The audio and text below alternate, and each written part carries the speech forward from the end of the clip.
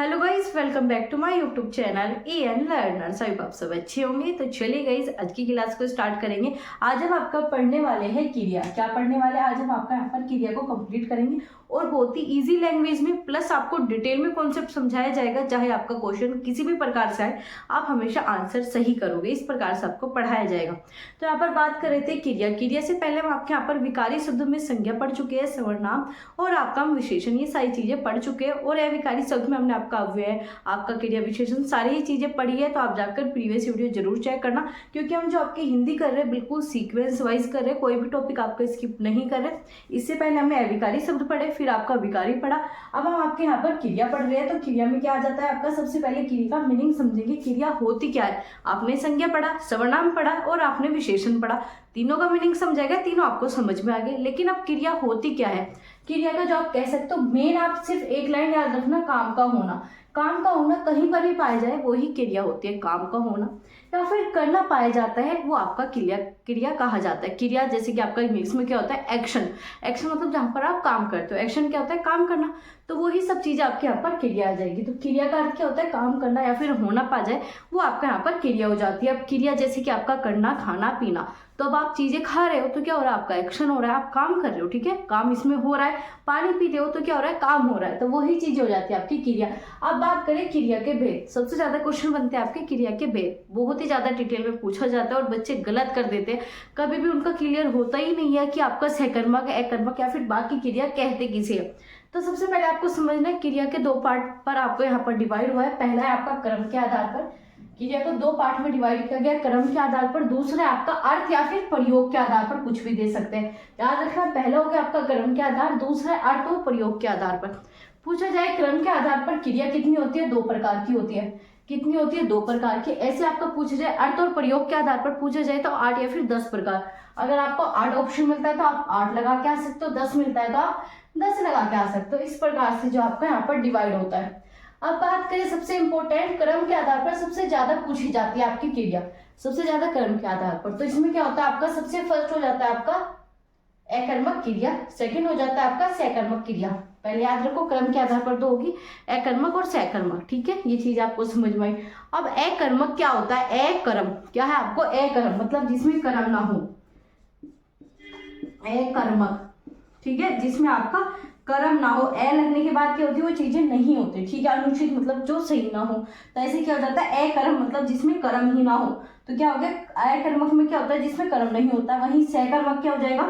जिसमें आपका कर्म हो, ठीक है। सहकर्मक क्या हो जाएगा? जिसमें आपका कर्म दिया हो। अब इन्हें समझते हैं सारी चीजें क्या है। तो आपकी अगर डेफिनेशन पूछी जाए, एकर्मक क्या होती है? इसमें आपका वाक्य में लिंग, वचन, पुरुष कर्ता के अनुसार होता है। क्यों? क्योंकि इसमें कर्म नहीं होता, कर्म तो इसमें है नहीं। तो किसके अनुसार आ जाएगा? आपका कर्ता के अनुसार आ जाएगा। किसके अनुसार आएगा? कर्ता के अनुसार। तो वही चीज है कि वाक्य में हमेशा जो है एकर्मक में क्या आएगा? कर्ता के अनुसार आएगा, ठीक है। कर्ता के अनुसार लिंग परिवर्तित होगा। जैसे कि सीता गाना गाती है तो गाती, तो क्रिया किसके अनुसार आई? सीता के, ठीक है। ऐसे क्या हो गया? वचन, पुरुष आपका कर्ता के अनुसार। किसके अनुसार आता है? कर्ता के अनुसार। एकर्मक में कर्ता के अनुसार। इसमें क्या होती है आपकी? कर्ता की प्रधानता। क्या होती है? कर्ता की प्रधानता।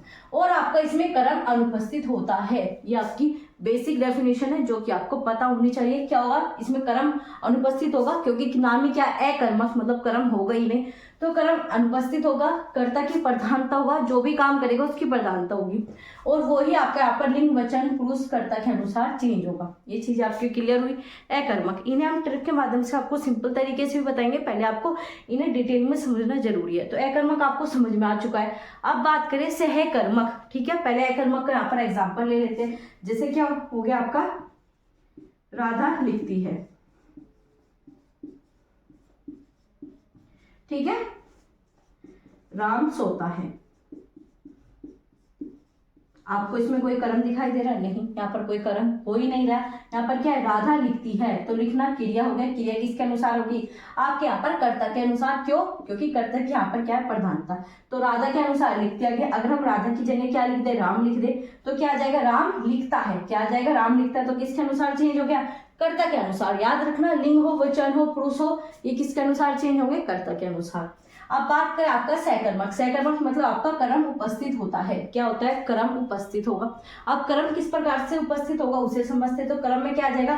प्रभाव। ठीक है, कर्म पर तथा आपका लिंग वचन पुरुष का प्रभाव भी कर्म पर पड़ता है। जो सारी चीजें यहाँ पर कर्ता पर हो रही थी वही सब चीजें कहीं पर होगी? कर्म पर होगी। क्यों? क्योंकि सहकर्मक, अब आपको इसमें कर्म भी दिखेगा, तो इसमें किसकी प्रधानता होती है? इसमें कर्म की प्रधानता होती है। कर्म उपस्थित होगा और कर्म की ही आपकी प्रधानता होगी। ठीक है, ये होता है आपका सहकर्मक। अब सहकर्मक कैसे हम समझे देखते हैं। राधा पत्र लिखती है। क्या है आपका? राधा पत्र लिखती है। तो क्या है? राधा पत्र लिखती है। तो राधा ने क्या लिखा? आपका पत्र। ठीक है, क्या लिखा? राधा ने पत्र लिखा। तो काम मिल गया। काम क्या किया? इसने पत्र लिखने का काम किया, तो कर्म मिल गया। तो यहाँ पर क्या आ गया? आपका कर्म आ गया। तो कर्म मिल गया तो क्या हो जाएगा? आपका सहकर्मक क्रिया। चीजें समझ में आई? बहुत ही सिंपल थी, बहुत ही इजी तरीके से आपको बताया गया। क्या? जहां पर कर्म उपस्थित हो वो सहकर्मक, और जहां पर कर्म उपस्थित ना हो वो आपका अकर्मक। और जब कर्म उपस्थित नहीं होगा तो किसके अनुसार लिख जाएगा? कर्ता के अनुसार। वहीं जब आपका कर्म उपस्थित होगा तो किसके अनुसार क्रिया आएगी? आपकी कर्म के अनुसार क्रिया आएगी। ये चीजें समझ में आई? अब आपकी इनकी ट्रिक बताते हैं। ठीक है, अब इनकी ट्रिक आपको बताएंगे। उससे पहले क्या बात करेंगे? आपका एकर्मक तथा आपका द्विकर्मक। ठीक है, अब अगर आपसे पूछा जाए सहकर्मक कितने प्रकार के होते हैं, आपसे भी क्वेश्चन बनेगा कि सहकर्मक कितने प्रकार के होते हैं, तो सहकर्मक आपके 2 प्रकार के होते हैं। कौन से 2 प्रकार? चलिए जानते हैं। सबसे पहले आपका एकर्मक, दूसरा आपका द्विकर्मक। एकर्मक और आपका द्विकर्मक में क्या अंतर है इन्हें भी समझेंगे। तो क्या हो जाएगा? आपका एकर्मक प्लस आपका द्विकर्मक। ठीक है, अब एकर्मक में क्या? जिसमें आपका एक कर्म हो, एक कर्म, और द्विकर्मक में 2 कर्म या 2 से अधिक। आप इसमें एग्जाम्पल क्या ले सकते हो? आप इसमें एग्जाम्पल ले सकते हो। एक कर्मक में क्या आ जाएगा? राधा पत्र लिखती है। अभी हमने देखा राधा पत्र लिखती है, तो राधा ने क्या काम किया? पत्र लिखने का। सिर्फ एक ही काम किया, पत्र लिखने का। ठीक है, अगर वही बात है द्विकर्मक, राधा गाय को घास खिलाती है।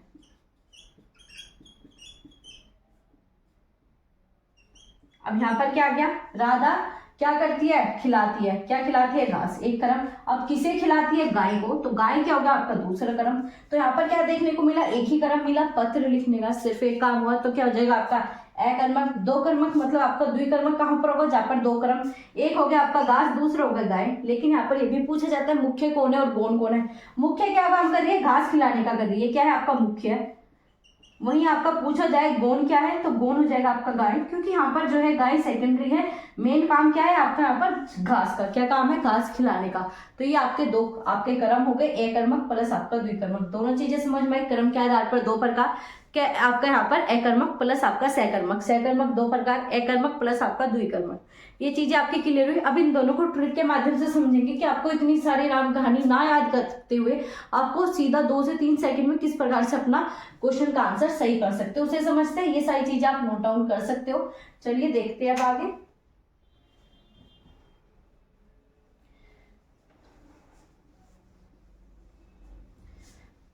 अब यहाँ पर बात करेंगे ट्रिक। इसकी ट्रिक क्या हो सकती है? चलिए, अब ट्रिक के लिए क्या कर सकते हो? क्या।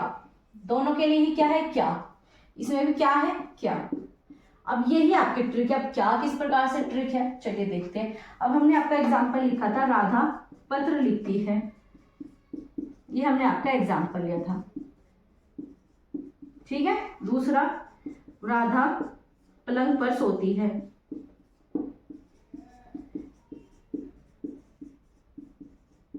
ठीक है, ये 2 एग्जाम्पल आपके हुए। अब आपको पहचानना है इसमें से कौन सा आपका एकर्मक है और कौन सा आपका सहकर्मक है। चलिए, अब इसकी ट्रिक हमने क्या बताई आपको? क्या। अब क्या किस प्रकार से, अगर आपको क्या लगाने के बाद आंसर मिल जाता है तो सहकर्मक हो जाएगी। क्या का आंसर मिल जाएगा, अगर आपको उत्तर मिलता है तो सहकर्मक। अगर आपको आंसर नहीं मिलता तो क्या हो जाएगी? आपकी एकर्मक। अब कैसे पता लगाए? राधा क्या लिखती है, आप यहाँ पर जो भी आपका यहाँ पर दिया हुआ है उसे हटाकर क्या लिख दो? क्या का आंसर लिख दो। ठीक है, क्या लिख दो? राधा क्या लिखती है, तो उत्तर क्या मिल गया? पत्र। आपको उत्तर मिल गया। क्या मिल गया? पत्र मिल गया। तो उत्तर मिल गया, तो क्या होगी? सहकर्मक। क्या हो गया आपका? सहकर्मक। चीजें समझ में आई? सहकर्मक, क्योंकि यहाँ पर क्या का उत्तर मिल गया। अब अगर आपसे पूछे यहाँ पर राधा पलंग पर सोती है, राधा क्या सोती है, हमने क्या बोला? राधा क्या सोती है। तो क्या सोती है, तो आपको आंसर नहीं मिला। पलंग क्या थोड़ी आपका आंसर दे रहा है, कर्म थोड़ी है, यहाँ पर कोई काम नहीं हो रहा। क्या हो रहा है, राधा क्या सोती है, राधा पलंग पर सोती है। तो यहाँ पर क्या का आपको आंसर नहीं मिला, क्या का आंसर नहीं मिला।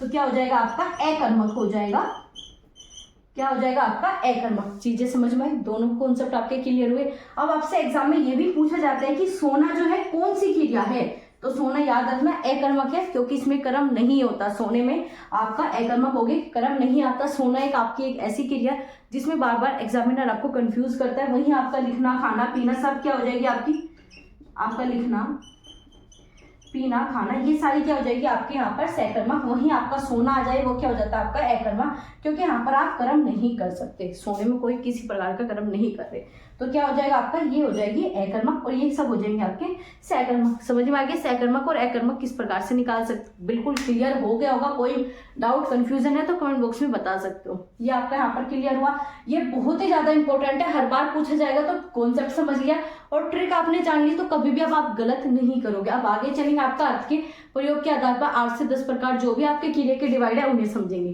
तो आप सभी इन सब चीजों को नोट डाउन जरूर कर ले। आपके नोट्स बनाने जरूरी है। अगर आप नोट्स बना लेते हो तो एग्जाम में आपको दोबारा से पढ़ने की आवश्यकता नहीं होगी, सिर्फ रिवाइज करना है। पूरी क्लास दोबारा देखने को आपको नहीं कुछ होगा। क्या करोगे, सिर्फ अपना 5 से 6 मिनट में अपने नोट्स उठाओगे और अपना रिवीजन कर लोगे। ये आपको काम करना है। तो समझ में आ गया सकर्मक अकर्मक, कोई डाउट नहीं होगा आपका।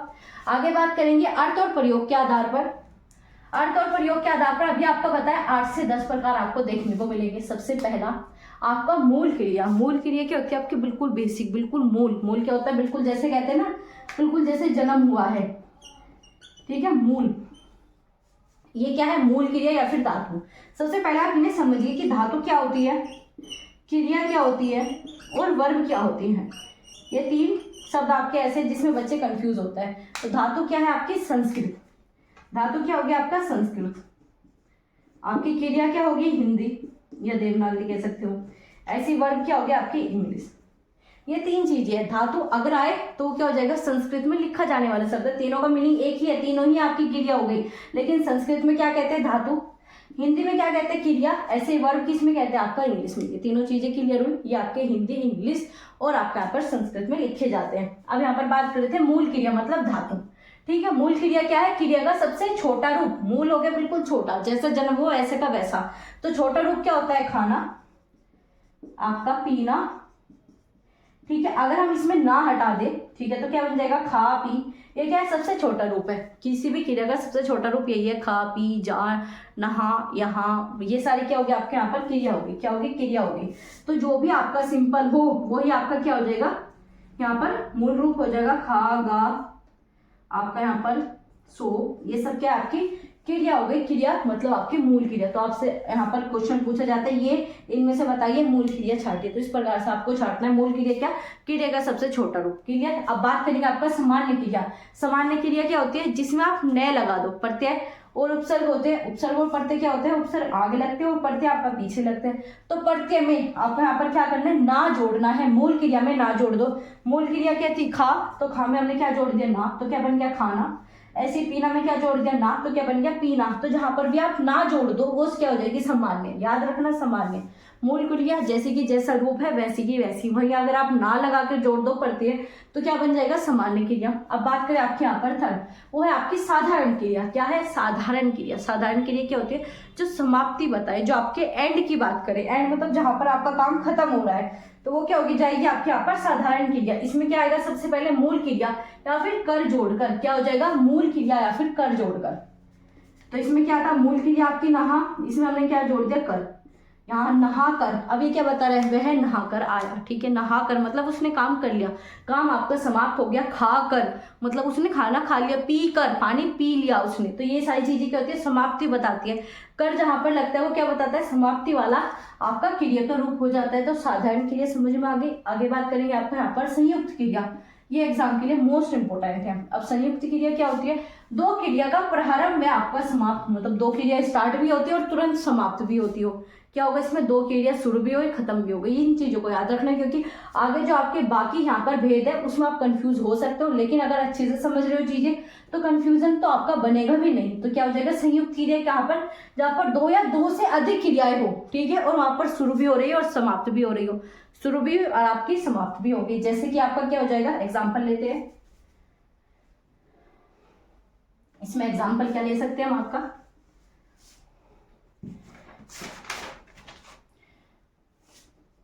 इसमें आ जाएगा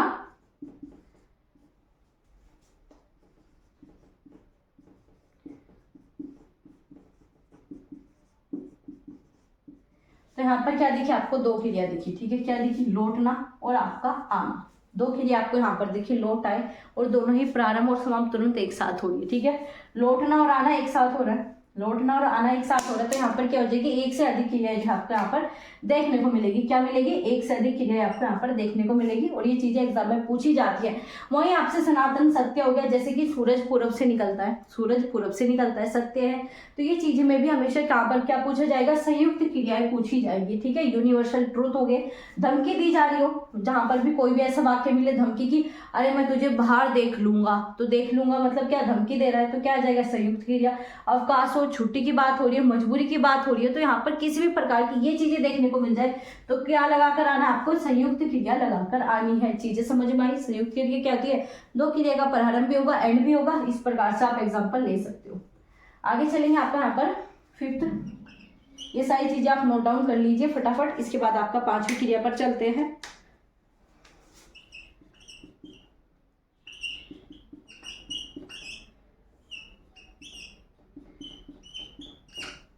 ठीक है, यहाँ पर बात करेंगे आपका पूर्वकालिक क्रिया। किसकी बात करेंगे, आपके यहाँ पर पूर्वकालिक क्रिया, ठीक है, जहां पर दो क्रियाएं,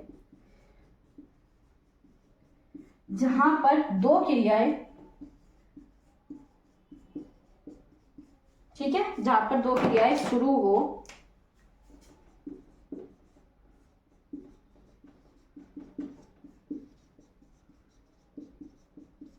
और पहली जो है आपके यहाँ पर समाप्त हो जाए, पहली समाप्त हो जाए। कैसे, एग्जाम्पल के थ्रू समझेंगे तो आपको बिल्कुल अच्छे से समझ में आ जाएगा।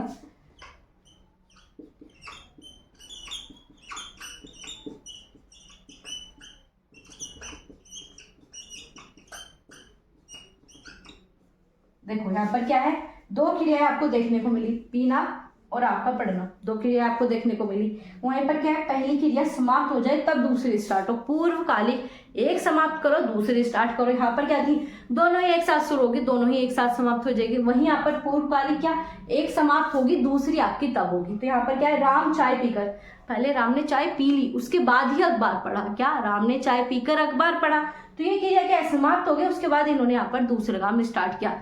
तो चीजें समझ में आई। पूर्वकालिक क्या होगी, आपका यहाँ पर एक क्रियाएं आपकी समाप्त हो जाएगी और दूसरी स्टार्ट होगी, एक करके दूसरी स्टार्ट करना, ठीक है, एक काम कर लिया उसके बाद आप दूसरा काम स्टार्ट करते हो। तो वही है कि आपने क्लास देखने के बाद खाना खाया, तो ये किसका हो जाएगा, पूर्वकालिक का। किसका हो जाएगा, पूर्वकालिक का। तो ये आपका एग्जाम्पल हो गया पूर्वकालिक का। आगे बात करेंगे आपका, आपको समझ में आ गई होगी, आपका सिक्स है आपके यहाँ पर। ये सारी चीजें जो है आप नोट डाउन जरूर कर लेना। आगे बात करेंगे आपकी 6, वो है आपकी सहायक क्रिया। क्या है आपकी सहायक क्रिया, सहायक क्रिया आपने पढ़ी होगी, क्या होती है आपकी हेल्पिंग वर्ब। क्या होती है सहायक क्रिया आपकी हेल्पिंग वर्ब। आपने बचपन में क्या पढ़ा है, रहा है, रही है, रहे हो, इस प्रकार का कुछ भी मिले, चुका है, ठीक है, चुका हो, ठीक है, यहाँ पर रहा था। तो इतने प्रकार के जो भी आपके सारी वर्ब देखने को मिलेगी, यहाँ पर बहुत सारी वर्ब आप लिख सकते हो, ठीक है, वो सब क्या हो जाएगी आपके यहाँ पर सहायक क्रिया हो जाएगी, ठीक है। सहायक क्रिया में बाकी आ जाएगी, जैसे कि होगा, क्या आ जाएगी इसमें आपका, होगा, होगी, होंगे। तो ये सब क्या है, ये आपकी सहायक क्रिया है। जब आप सेंटेंस बनाते होगे, जो अपने प्रेजेंट से लेके फ्यूचर तक जो भी चीजें समझी है वो किस में आ जाएगी, आपकी सहायक क्रिया में। सहायक क्रिया आपके एग्जाम में के लिए इतनी ज्यादा इंपॉर्टेंट नहीं है, लेकिन संयुक्त हो गई, पूर्वकालिक ये ज्यादा पूछी जाती है। तो सहायक क्रिया याद रखना, जो भी सेंटेंस में यूज करते हो, रहे हो, आप यहाँ पर चुके थे, रहा था, होगा, होगी, चुके, होंगे, ये सारी चीजें किसकी आपके यहाँ पर सहायक क्रिया के आ जाएगी। तो सहायक क्रिया आपका क्लियर हुआ। आगे बात करेंगे आपका यहाँ पर तो यहाँ पर बात करेंगे आपकी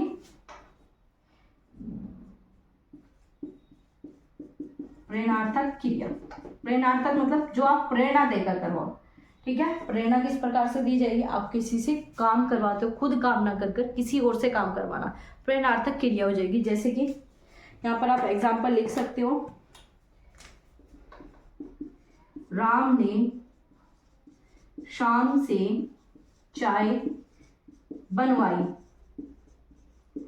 ठीक है। सीता ने गीता से काम करवाया, सीता ने गीता से काम करवाया मतलब खुद नहीं किया, उसने दूसरे को प्रेरित किया और उससे काम करवाया, वही आपकी हो जाएगी प्रेरणार्थक क्रिया। काफी ज्यादा पूछी जाती है, याद रखना प्रेरणार्थक क्रिया काफी पूछी जाती है। तो प्रेरणार्थक क्रिया क्या होती है, जहां आदमी खुद काम न कर, जहां पर कर्ता स्वयं काम न कर किसी और से काम करवाए, वही आपकी हो जाएगी प्रेरणार्थक क्रिया।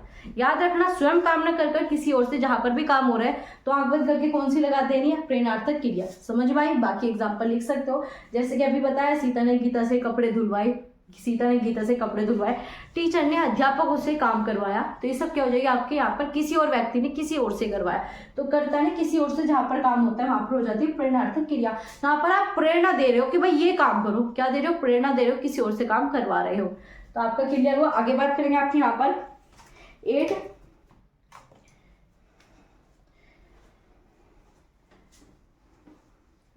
अभी हमने वैसे आपका 8 पढ़ चुके हैं, द्विकर्मक ही आपका यहाँ पर 8 में आ जाएगी, ठीक है। द्विकर्मक क्रिया, ठीक है। द्विकर्मक क्रिया क्या हो जाएगी आपकी, जो हमने अभी तक पढ़ चुके हैं, ठीक है। अभी हमने पढ़ा था जैसे कि सीता ने गाय को घास खिलाई, ठीक है। ये अभी हमने एग्जाम्पल लिया था, तो इसमें क्या देखने को मिला था, एक तो इसमें आपको कारक मिला था, याद रखना कारक चिन्हों का प्रयोग होगा। कारक चिन्ह में भी कौन सा, को, याद रखना कौन सा कारक चिन्ह में को का प्रयोग होगा। सीता ने गाय को घास खिलाई, तो यहाँ पर गाय भी आ जाएगी और घास भी आ जाएगा, ठीक है। लेकिन यहाँ पर 2 कर्म हुए, एक गौण है एक मुख्य, वही जो चीज आपको बताई वो किस में चली जाएगी, आपकी द्विकर्मक क्रिया, ठीक है। ये द्विकर्मक किसका पार्ट है, ये आपका सहकर्मक क्रिया का पार्ट है, लेकिन अर्थ के आधार पर जो है इसे अलग से डिवाइड किया गया। चीज याद रखना, ये अर्थ के आधार पर अलग से प्रयोग होते हैं, लेकिन सहकर्मक का ही ये आपका पार्ट हो गया। तो द्विकर्मक किसमें, जिसमें आपको 2 क्रम देखने को मिले, सिंपल सी चीज है, प्लस आपको कारक चिन्ह देखने को मिलेगा। इस प्रकार के आप बहुत सारे एग्जाम्पल इसमें लिख सकते हो, ठीक है। राम ने आपको 1000 रुपए दिए,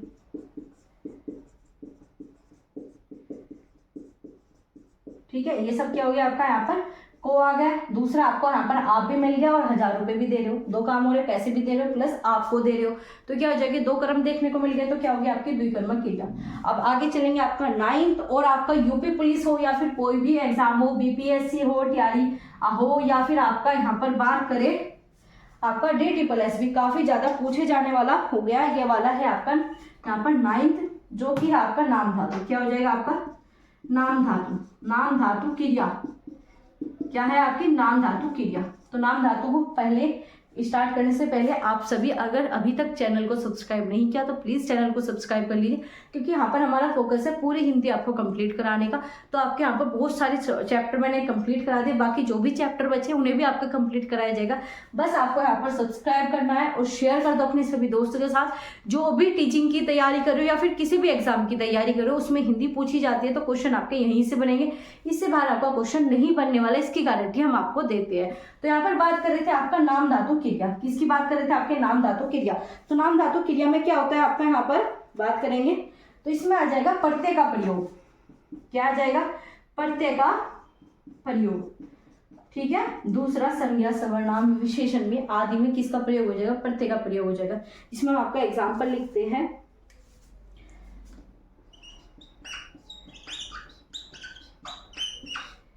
ठीक है। आपको ना प्लस आना भी दिखेगा, जैसे कि क्या हो जाएगा इसमें, यहाँ पर आपका घबराना, ठीक है, चिड़चिड़ाना, ये आपका यूपी पुलिस में पूछा भी गया था। ऐसे आप दुनिया भर के एग्जाम्पल लिख सकते हो, गुर्राना, दहाड़ना। तो इसमें क्या आ जाएगा, ना प्लस आना आपको देखने को मिलेगा। दूसरा आपका यहाँ पर प्रत्यय का प्रयोग होता है, नाम धातु क्रिया, ठीक है। किसका प्रयोग होता है, आपका प्रत्यय का प्रयोग होगा, ना प्लस आना देखने को मिलेगा। आगे बात करेंगे इसमें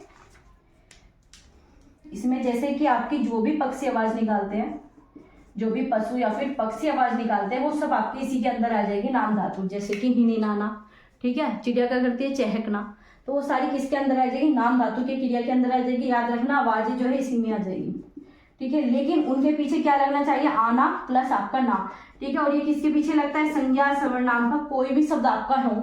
जैसे कि यहाँ पर क्या हो गया, घबराना, घबराना क्या है, आपका एक तरह की संज्ञा होगी, भाववाचक संज्ञा है घबराना। तो ऐसे क्या हो गया, आपके यहाँ पर विशेषण या संज्ञा में क्या कर दिया, ना लगाकर आप जोड़ दोगे तो क्या बन जाएगी, नाम धातु क्रिया, ठीक है। इसमें आपको ना, आना, ये सारी चीजें आप इसमें ऐड करोगे, ये सब प्रत्यय लगाओगे तो ही आपकी नाम धातु क्रिया बनेगी। तो ये सारे क्रिया अब बात करेंगे आपका यहाँ पर 10वीं क्रिया, ठीक है। 10वीं कौन सी आपकी, हमने आपकी 9 कंप्लीट कर चुके हैं।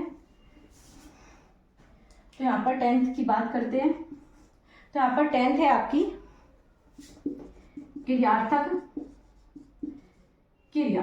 क्रियार्थक का क्या मतलब है, यहाँ पर आपको एक शब्द 2 तरीके से प्रयुक्त होता है, एक शब्द 2 तरीके से प्रयुक्त होता है। जैसे कि आप लिख सकते हो सोना, क्या लिख सकते हो, सोना। अब सोना क्या है, एक क्रिया है, सोना क्या है, एक क्रिया है। वही सोना क्या है, आपका गोल्ड हो गया, क्या हो गया, आपका गोल्ड हो गया। तो ये चीजें याद रखने, क्या होगा यहाँ पर आपको 2 चीजें देखने को मिलेगी। एक शब्द जो है आपका 2 रूप होगा, संज्ञा भी होगा और आपका सर्वनाम भी होगा। क्या होगा, आपका संज्ञा भी होगा, सर्वनाम भी होगा। किस प्रकार से, एग्जाम्पल लिखते हैं। आपने देखा होगा, क्या कहते हैं, यहाँ सोना मना है, यहाँ सोना मना है। आगे बात करें, सोना बहुत महंगा है,